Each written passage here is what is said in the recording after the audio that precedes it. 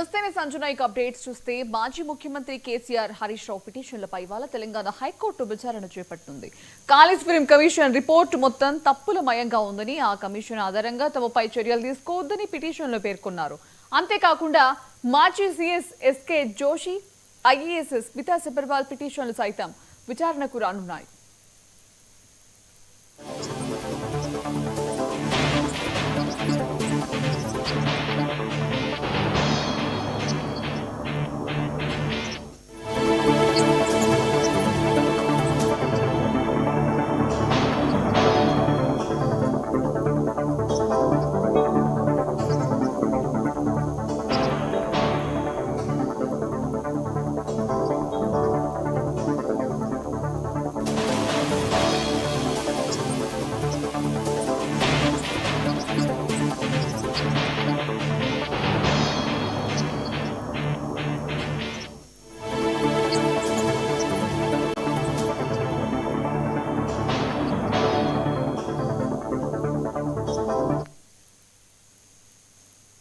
మాజీ ముఖ్యమంత్రి కేసీఆర్ హరీష్ రావు పిటిషన్లపై ఇవాళ తెలంగాణ హైకోర్టు విచారణ చేపట్టనుంది.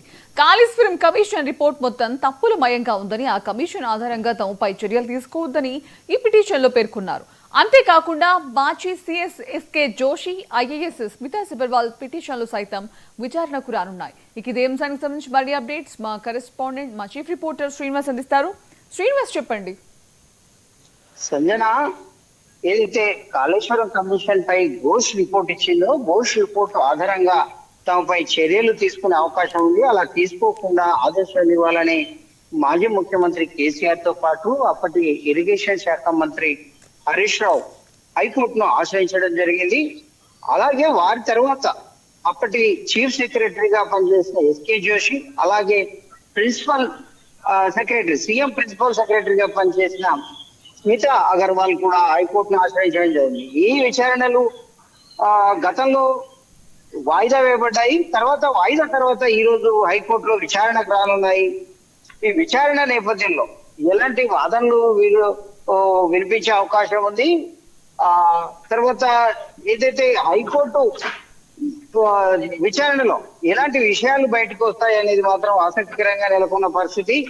మొత్తమే చూసుకున్నట్లయితే కాళేశ్వరం కమిషన్ పైన ఇంకా కూడా ఈ ఒక సస్పెన్స్ అయితే కొనసాగుతున్న పరిస్థితి. ప్రభుత్వం ఇంతవరకు అధికారులపై తప్ప ప్రజాప్రతినిధులపై మాత్రం చర్యలు తీసుకున్న సందర్భాలు లేవు.